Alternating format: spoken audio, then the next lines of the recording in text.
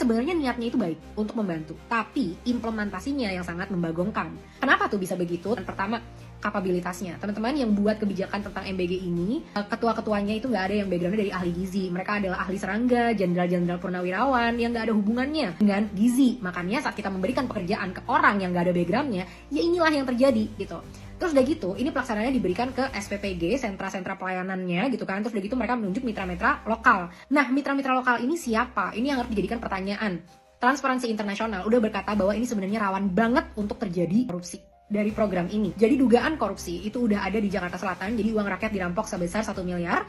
Yang kedua, ada juga nih dari kalian itu ya, makasih yang udah share bahwa ada yang jadi mitra lokal sebuah PT yang menjual sahamnya secara bebas. Loh, jadi kalau ini sahamnya dijual, mereka mau melakukan MBG, berarti orientasinya udah keuntungan dong, bukan lagi untuk pengentasan gizi. Kenapa ini buruk banget? Karena kalau memang orientasinya adalah mencari keuntungan sebesar-besarnya, teman-teman, yang akan terjadi adalah kita akan didekatkan dengan perusahaan-perusahaan dengan mental mencari keuntungan, sehingga mereka akan memotong budget sebesar-besarnya demi mendapatkan keuntungan sebesar-besarnya. Udah program sedahsyat ini untuk mengentaskan kelaparan, tugasnya adalah kepada anak-anak, masih juga mau dicari keuntungan. Dugaan korupsi yang ketiga juga ya, ini adalah banyak yang orang-orang DPRD yang jadi pemilik dari perusahaan-perusahaan MBG ini.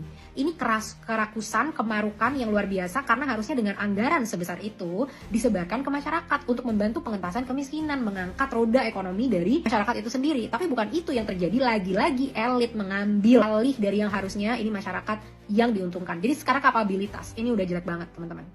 Kedua yang buruk dari MBG adalah anggaran. Jadi anggarannya itu gede banget, sekitar 71 triliun tahun ini dan 335 triliun untuk tahun depan. Dari mana anggaran sebesar itu? Dari memotong anggaran-anggaran yang lain, dan juga termasuk anggaran pendidikan. Jadi gaji-gaji guru, gaji-gaji honorer, dan segala macamnya itu jadi nggak dijadikan prioritas lagi. Fasilitas pendidikan untuk anak-anak mau ikut lomba, uangnya juga ikut diefisiensikan. Jadi ini bener-bener efisiensi dari mana-mana untuk program yang implementasinya ini sangat membagongkan. Banyak banget kasus-kasus yang terjadi dari MBG ini teman-teman. Mulai dari Pemda meminta orang tua untuk menandatangani perjanjian bahwa mereka nggak akan menuntut kalau adanya keracunan. Loh, kok malah mau ditutup-tutupi seperti itu? Bukannya harusnya kalau sampai terjadi keracunan, mereka menindak tegas menutup segala dapur-dapur lokal itu. Terus udah gitu pelaksanaannya itu nggak ada kualitas kontrol dari semua ini. Jadi nggak ada bimbingan itu gizinya, takarannya harus seperti apa, makanan itu harus seperti apa, tempat pembuatan masakannya itu harus seperti apa, dapurnya apakah higienis, apakah sanitasinya baik, dan lain sebagainya itu nggak ada teman-teman. Jadi makanya implementasinya menjadi sangat riskan seperti ini. Tadi kita bicara masalah stunting ya. Banyak yang bilang ini sebenarnya tidak mengentaskan masalah stunting, tapi untuk lebih selengkapnya aku akan bahas di YouTube aku secara full apakah benar ini sebenarnya bisa mengentaskan masalah stunting. Yuk saksikan. Download Tribun X sekarang.